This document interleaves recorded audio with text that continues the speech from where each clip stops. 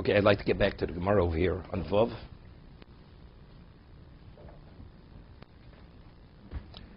We had an argument, Rav and Shmuel. Does one have to say if a get comes from Bovel, Teretz Yisrael? Rav says no. Shmuel says yes. Rav says no. Why? Because since you have yeshivas in Bovel, so firstly they're proficient in Lishma. It's not like an ordinary overseas community. And secondly, because there's a continuous interaction and traveling and movement of students from one to another, because Rav was in Bavel, so if you want to locate witnesses who recognize signatures, the signatures will be recognized to substantiate the signature that it's not a forgery. Okay? So what does Shmuel say? Shmuel's not arguing on the fact. Fact is, there is this transfer of people. Evidently they're aware. So the Gemara answers, so Shmuel says, because Girsai treaty, they're so immersed in their studies, they don't have sufficient time to be able to look at the signatures to recognize them, because they're preoccupied with their studies. That's what Shmuel answered. Okay, so now we have this Gemara here. Rav Chizda Matzich me'aktisfon le'be'ardishir. Okay, it's about 8 lines up before they become very wide. Okay, Rav Chizda Matzich. If you take a get from Aktisfon to Be'ardishir, these two communities in Chutz La'aretz, in Bavel, he would require one to say Pfonei Nechtam. From Aktisfon to Be'ardishir. Or Be'ardishir L'Aktisfon, but if you take the get from Ardishir to Aktisfon, Lo Matzrich. He did not require the Shlichs from one, even though they're both Chutz La'aretz.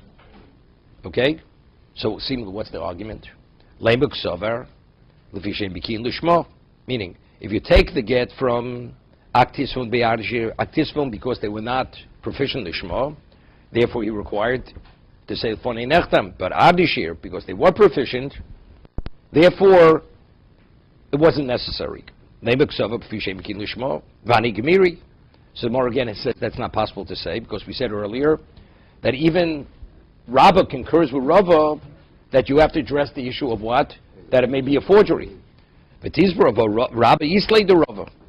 said earlier, we proved from a Mishnah, Rabbah concurs with Rava. Everybody agrees that you have to, there's a concern that the husband may claim that it's a forgery, therefore it has to be substantiated. Everybody agrees to this.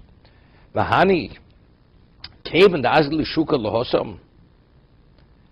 members of Ardishir who go to Aktisfon, when they go on their buying trips for market day, so they purchase on what? On credit. So they sign, they have their signatures. So the ones who sell in Aktisfon, they have the signatures of the members of the community of what? Of Ardishir. Right? Hani came into Azl Shuka Losam, Hani Yadi Chasimus Yoda. The Hani. Vahani Bahanach Lo Yadi. My time of Bishukayik 3D, meaning the ones who go purchase, what is their focus? Their focus is to purchase merchandise. So although they see the signatures, but since that's not their focus, they don't fully recognize the signatures of the sellers. But the people who go purchase, so the sellers, because they firstly have IOUs from the buyers, and their focus is to make profit, not on purchasing, so they see their signatures. So the sellers recognize the buyer's signatures, but the buyers, because they're preoccupied with purchasing inventory, they don't recognize the signatures of the members of the community that they could, although they see the signatures, but they don't fully absorb and recognize them sufficiently that if it has to be substantiated, they'll be able to substantiate the signatures. Wait a second. So from Ardishir to Aktisfon, so which community sells? We say Aktisfon to Ardishir, does not have to say it. From Aktisfon to Ardishir.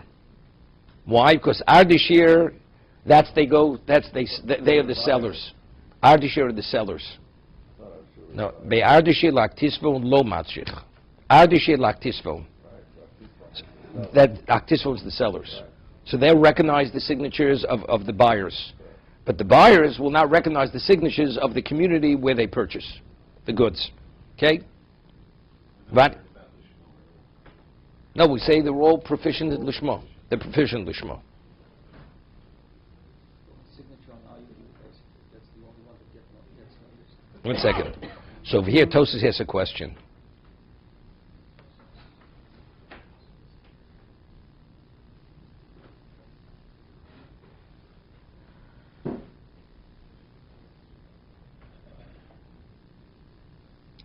We said earlier, according to Shmuel, Tosas asks, he says, why in Bavel does Shmuel say you have to say Fane Nechtam?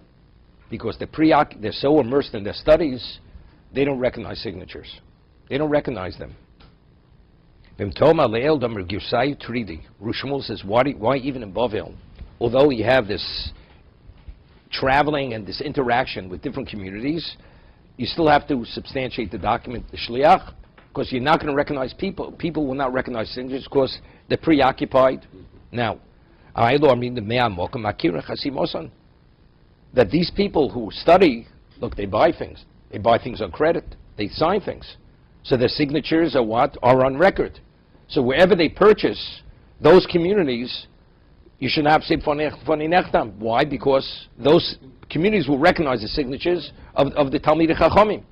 The people who are immersed in their studies will not recognize other signatures. So wherever they come from, but wherever they go, it should be no different than this. The people who the purchasers won't recognize the signatures of the ones who sell the merchandise. Why? Because they're preoccupied in what? In purchasing inventory. So say the same thing here. The ones that Shmuel says, the ones who are studying, they're so immersed in their studies, they will not recognize anybody's signature. But what about the other people? The sellers, I mean, the buyers, the sellers. I understand that, but there are people in those communities, wherever they are, the people in those communities will recognize the signatures. I mean, they go to the store, they buy things, right? They have to live. So that's what they're talking about here, then. So that's the question. So if that's the case, even though they themselves may not recognize anybody else's signatures, but other people recognize their signatures, right? We should equate it to what? To these buyers. Even though they themselves may not recognize the others because their preoccupation in their buying trip. Right. So here you may be preoccupied because of your studies, and you won't focus sufficiently, but the others will recognize the signatures. That's Tos's question.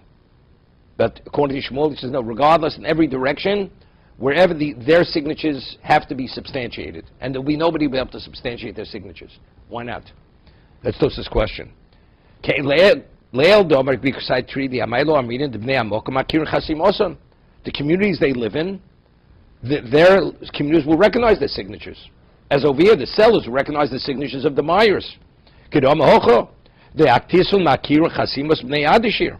say the members of the Aktisun community, because they are the sellers, they recognize the signatures of the members of the community of Adishir, the buyers. Although they're preoccupied with purchasing at the market, on the market day. Right? That's the question. So Tosa says something interesting here. Shlomar, the Bahanu B'Girsai Tridi Tvei. They're so immersed in their studies to the degree Vein Lem Pnai Lachtum Klau. They never sign. Other people go and purchase on their behalf. They themselves are so preoccupied, they never sign their names. So their signatures, there can be many signatures which nobody's going to recognize those signatures from from the communities. As a result of that, we can't make differentiations. Because there are many signatures that are not going to be able to substantiate it because nobody recognizes the signatures. Therefore, if a shliach should deliver a get from those communities, he has to be the one to certify the document that it's not a forgery. So we make the differentiation. Shuki Tridi means, of course, they sign. You're a buyer. You have to give the IOU. So the ones the sellers, they'll recognize the signatures. But here, because they're so preoccupied with their learning, with their studies, they'll never even put their signatures on a piece of paper. Nobody will recognize the signatures. Who's going to give them credit? No, their wives would go, or whoever else goes, right? If there's an element, a certain element of the community which we don't know, there's no way to certify those signatures. A get that comes from that community has to be certified by the shliach. That's what we're saying. In Bavel, since there's a very significant segment of the community who never ever put the signatures on a piece of paper, therefore, but they could be an aid on a get. What happens if these people are aidim on a get? Nobody recognized their signature. We have to certify it. The husband will claim that it's a forgery. How are we going to certify that signature? So therefore, the shliach The agent, he's the one who has to testify to the authenticity of that signature for that reason. So it limits the case to a community where trade is going on all the time by a big portion of the population. But it always doesn't make a difference. But whoever the trade is, but you have the other side of the equation, the sellers. So they'll always recognize the signatures. But these people never put their name on a piece of paper. It's only on a legal document. It's on a legal document. How do you ever certify a document? Nobody recognized the signature. So the exception is very narrow in terms of So that's what Shmuel is saying. That's why Shmuel says in Bavel, as much as there's this interplay of communities, it's not sufficient. Therefore, the shliach has to still say Fonei Nechtam.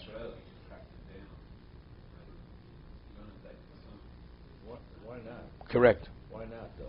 If you have yeshivas in Eretz Yisrael, you understand Israel. Good question. Good question. Good question. Good question. I thought David was going to ask that question. Okay? But it's a good question. I'm Eretz Yisrael, right? It says before Rav came to Bavel, Bavel was a spiritual wasteland. He came, it became the equivalent of Eretz Yisrael. So what about Eretz Yisrael? It says in the Mishnah, is Kaim B'chasomov. Right? If there ever a question arises, you what? You'll able to locate witnesses. And it says before you had Oli Regolim, well, Oli Regolim anyway. Right? I mean, you had Talmud Chachamim. What?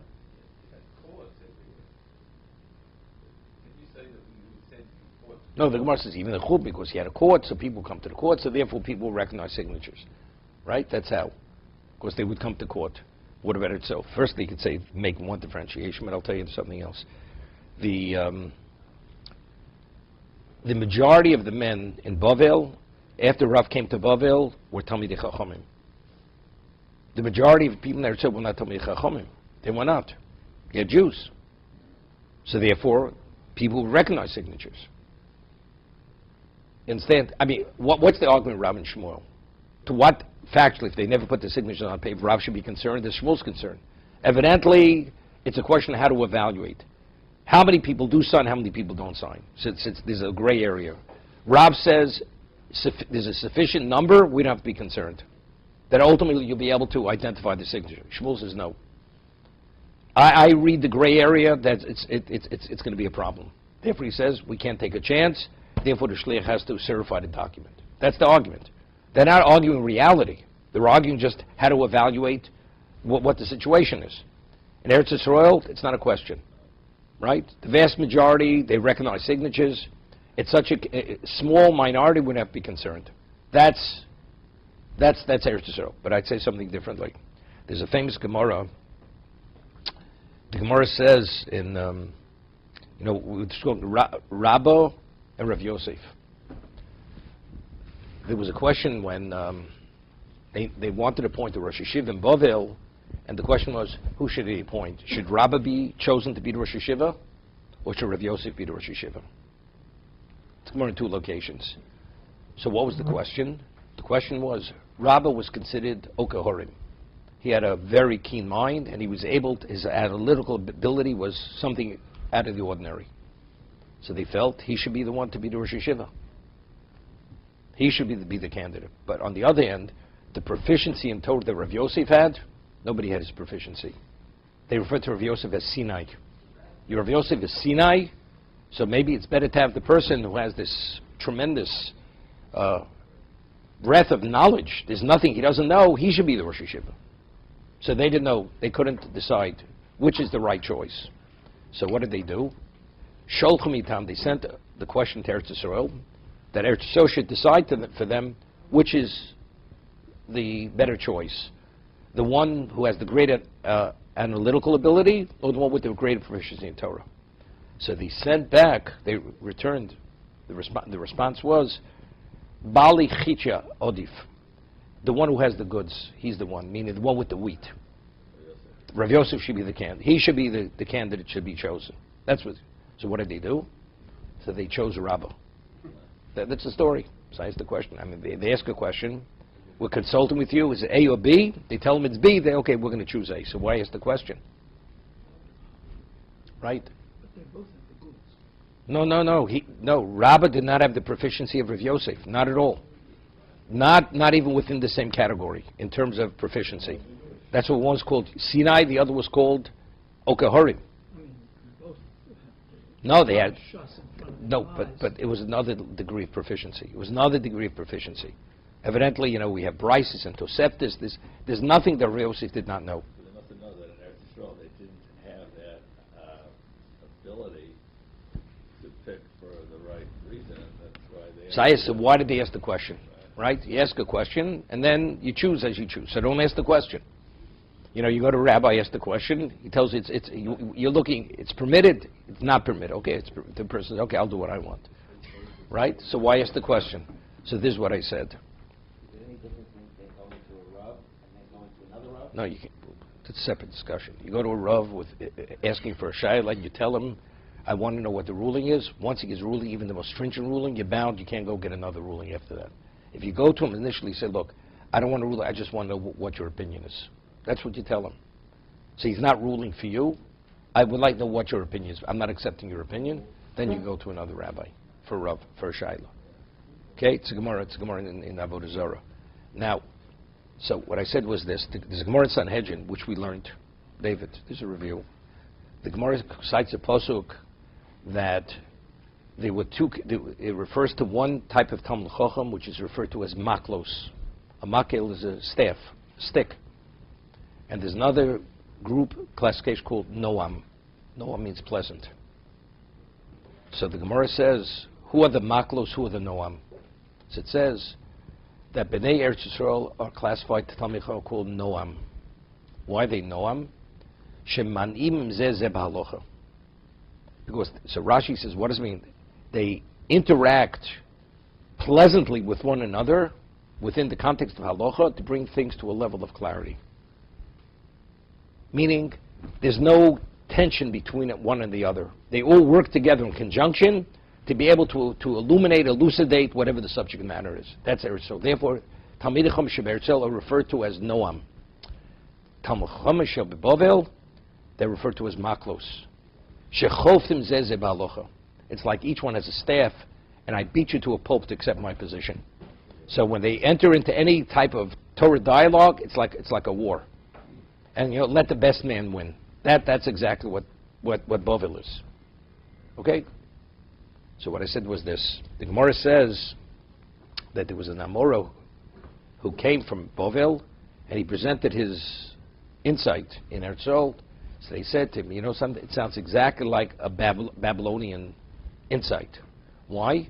That because you come from Arad de Chashucha, you come from a blackened location, so that your thought process is also blackened.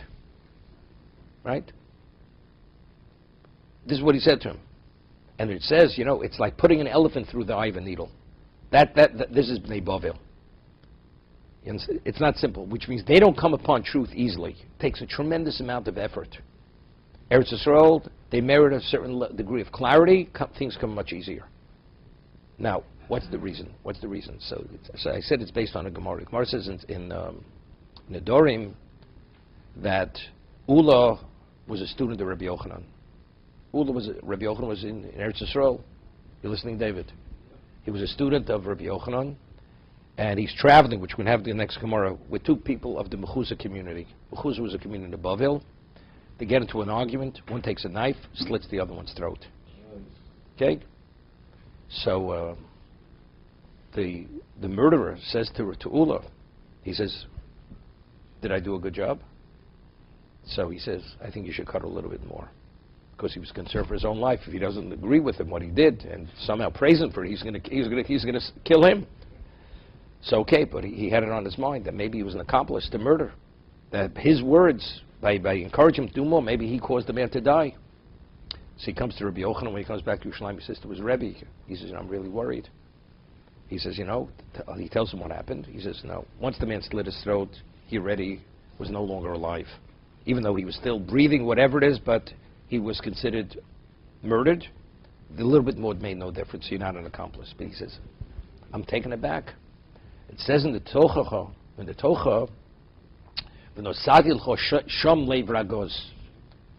when you go into exile to Bavel, you're going to have this contentious heart, this angry heart. He says, how could two Jews be so consumed with anger that one could murder the other. It says it's only in Bavel. So he thought that they already crossed the Yarden. He says, we didn't cross the Jordan yet. He says, now I understand. Okay? So what is Lev Ragoz? It's a degree of impatience. It's a certain contentiousness. You're under a certain level of strife which causes this contentiousness between two people. When a person is totally consumed with anger and internal pressure, you don't have clarity. So to have clarity, what do you have to do? You have to enter into a fray. It's a battle. So I said that's why Bavel is called Maklos. Eretz Yisrael, Eretz Yisrael doesn't have the Lev Ragoz. They don't have that contentious heart. Therefore, they have clarity. Therefore, they can work with one another. Together, in conjunction, together, they elucidate the halacha. Therefore, they're called Noam. Bavel is called Maklos. It's entering into a fray which everyone has a staff and they beat each other up. Okay, that's the difference. So as a result of this, what I wanted to say, the people of Bavel, they posed the question this: if they would say Rabbah, that confirms our position. That confirms our position because even they, who have Noam, where they don't need that special mind, because things are more available to them, because they don't have the contentious heart. If they would say Rabbah is the candidate, there's no question, because we feel he's the candidate, because he's needed because of our situation. But they responded to Rav Yosef. But they said, sure, for you, Rav Yosef is sufficient, because you have Noam. You don't have this contentious heart. So you don't have to have that analytical mind to be able to overcome all these obstacles to get to the heart of the matter. So when they said Rav Yosef, they said that's consistent with your situation. But our situation, we need another level of ability. So therefore, that's the reason why they rejected the ruling. But why ask them? I'm telling you why. If they would have said Rabbah, they felt Rabbah was the right. So if they said Rabbah, that confirms what we believed. They wanted a confirmation of the way they understood the situation, because that confirms what they believed. I understand, but why do they need a confirmation? Why do they need confirmation? If they fight and they No, they get because it. still, so they're saying, it's like you come up with a certain insight, then you go to Rabbi Yoshev or Rabbi Moshe says, you present your chidush, your navalei in halacha. It's correct. It's correct. Now I know I'm definitely 100% right, because I felt that way, and they confirm what I said. They say differently, even though it wasn't exactly similar. You say, but it's different. It's different. Very unsatisfying answer. Okay. Because if they send a shayla to ask a question, they're asking the question for themselves. And so the people who are doing the answering understand that this is for them. And I have to take into consideration who they are. But unless you're there, you don't fully appreciate what it means But to they deal do with that. understand. They do understand this. To say that they didn't understand No, this, of course they understood then it, why ask them but the it's more. question? It's unless you're in the trenches, you don't understand what it means. People speak about having difficult students. Unless you have it, you don't know what it means. Okay? So you asked me, Eretz Yisrael. Eretz Yisrael, it says, B'girsayot Shridi. They also studied. But the level of immersion that they needed in Bavel was at another level. That's what I'm bringing out. Whether you're satisfied with the answer doesn't make a difference, but I gave you enough information. The level of distraction because of the Lev Ragoz in Bavel was another level. Eretz Yisrael, they had clarity. So they weren't that distracted. They didn't have to invest that degree of effort. So they could be focused on both. And one was not a detraction from the other. In Bavel, he had to be fully committed to the study. Any slightest degree of distraction would not allow the process to take effect. but don't we say that the Tanoim, whatever, Not Tanoim, these are Moroim.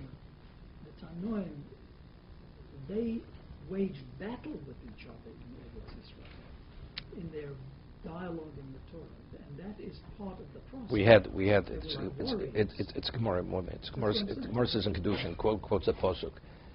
regarding the travelers. We traveled in the desert, all the various stops, journeys that we took. It says, Eis Sar V'Sufa.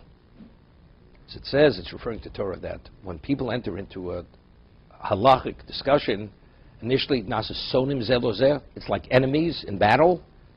And when they resolve it, Nasu Ovim Zelozeh. Then they become intimate friends. That's where it ends. But initially, there's no question. You have to defend your position. But we're talking about there, it's a different level. There, it's maklos. It's literally, I almost have to force you. I have to compel you to accept. This is the Gemara, in Sanhedrin.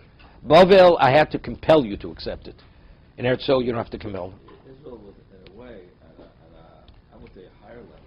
The Gemara says, there's a famous Gemara in Bava Basra, Avir Da'ara Machkim. The atmosphere of Eretz Yisrael brings greater level of wisdom. Famous statement. Avira. The whole atmosphere, it's machkim. Makes one wiser. What is there? The air is fresher. Doesn't mean that. It means exactly what we're saying. Because the curse of Golus is shom. The labor agos, the contentious heart is there. Eretz Yisrael, you don't have that. As a result of that, you have greater clarity. You have greater clarity. Wisdom is more easily available. Ezra, this is before Ezra we're talking about that? This is from the first goal is going to Bavel, continuous. When was Ezra? Ezra was the second base of me. He, after 70 years, he returned. Returned with all because he wanted to deal with the... No, he was part of building the second base of Mikdash, Ezra. We're talking about before Ezra. No, this is even post Bayesheni. It's Rabbi Yochanan. This is Rabbi Yochanan. Rabbi Yochanan is post Bayesheni.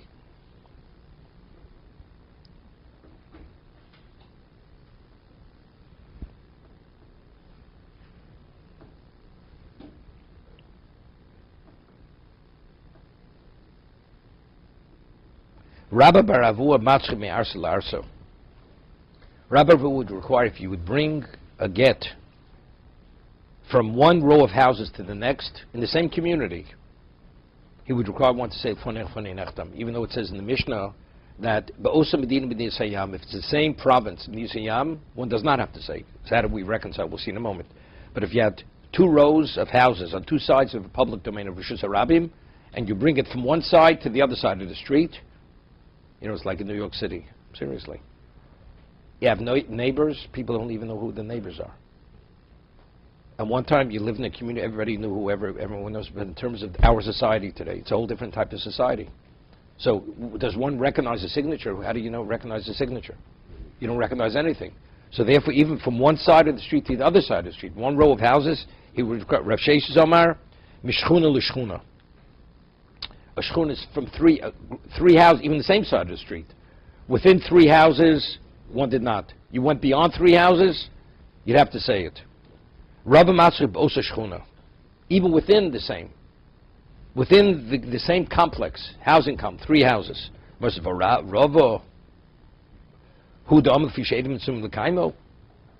if that's the case, why, if it's within the same complex, you can be able to locate.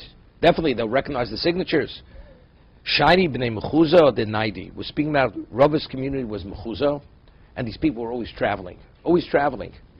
So because there was always movement, you'd never be able to locate. They never would focus on anybody's, and they were always not available. We will stop here.